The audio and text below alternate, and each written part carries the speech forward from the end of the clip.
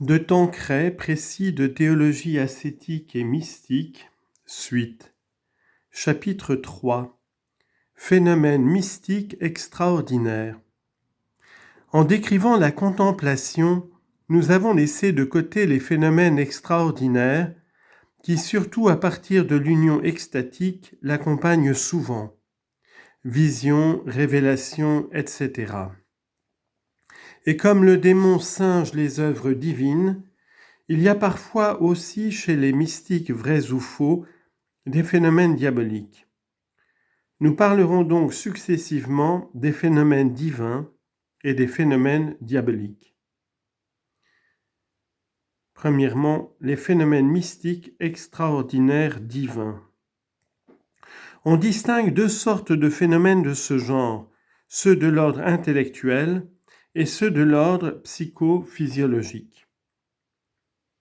Phénomènes divins intellectuels. Ces phénomènes se ramènent à deux principaux, les révélations privées et les grâces gratuitement données. Les révélations privées. Nous exposerons leur nature, les règles pour discerner les vraies révélations des fausses. Nature des révélations privées. Différence entre les révélations privées et publiques. La révélation divine en général est la manifestation surnaturelle faite par Dieu d'une vérité cachée. Lorsque cette manifestation se fait pour le bien de l'Église tout entière, c'est une révélation publique. Lorsqu'elle se fait pour l'utilité particulière de ceux qui en sont favorisés, on l'appelle révélation privée. Nous ne parlerons ici que de cette dernière. Il y a eu dans tous les temps des révélations privées. L'Écriture et les procès de canonisation nous en donnent des exemples. Ces révélations ne font pas partie de l'objet de la foi catholique qui s'appuie uniquement sur le dépôt contenu dans l'Écriture et la tradition et confié à l'interprétation de la Sainte Église. Elles ne s'imposent donc pas à la foi de tous les fidèles. Lorsque l'Église les approuve, elle ne nous oblige pas à les croire, mais permet seulement, nous dit Benoît XIV, qu'elles soient publiées pour l'instruction et l'édification des fidèles. L'assentiment qu'on doit y donner n'est donc pas un acte de foi catholique, mais un acte de foi humaine fondé sur ce que ces révélations sont probables et pieusement croyables. On lit en note. En fait, cette note est en latin, donc je l'omets. On ne peut publier les révélations privées sans l'approbation de l'autorité ecclésiastique. Cependant, plusieurs théologiens pensent que les personnes elles-mêmes à qui ces révélations sont faites et celles à qui Dieu fait signifier ses volontés peuvent y croire d'une foi véritable, pourvu qu'elles aient des preuves certaines de leur authenticité. Comment se font les révélations ? Elles se font de trois façons diverses, par des visions, des paroles surnaturelles, des touches divines.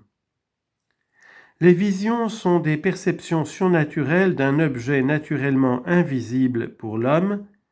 Elles ne sont des révélations que lorsqu'elles découvrent des vérités cachées. Elles sont de trois espèces, sensibles, imaginaires ou purement intellectuelles. Les visions sensibles ou corporelles, qu'on appelle aussi apparitions, sont celles où les sens perçoivent une réalité objective, naturellement invisible à l'homme. Il n'est pas nécessaire que l'objet perçu soit un corps en chair et en os, il suffit qu'il soit une forme sensible ou lumineuse. Ainsi, on admet communément avec saint Thomas que notre Seigneur, après son ascension, n'est apparu personnellement que d'une façon très rare. Il n'apparaît donc généralement que sous une forme sensible qui n'est pas son véritable corps. Quand il apparaît dans l'Eucharistie, cela s'explique de deux façons, dit saint Thomas. Ou par une impression miraculeuse dans les organes des yeux, ce qui est le cas lorsqu'il ne se fait voir qu'à un seul, ou par la formation dans l'air ambiant d'une forme sensible réelle, mais distincte du corps même de notre Seigneur. Car, ajoute-t-il, le corps du Sauveur ne peut être vu sous sa forme propre que dans un seul lieu. On lit en note, c'est aussi ce qui résulte du témoignage de sainte Thérèse.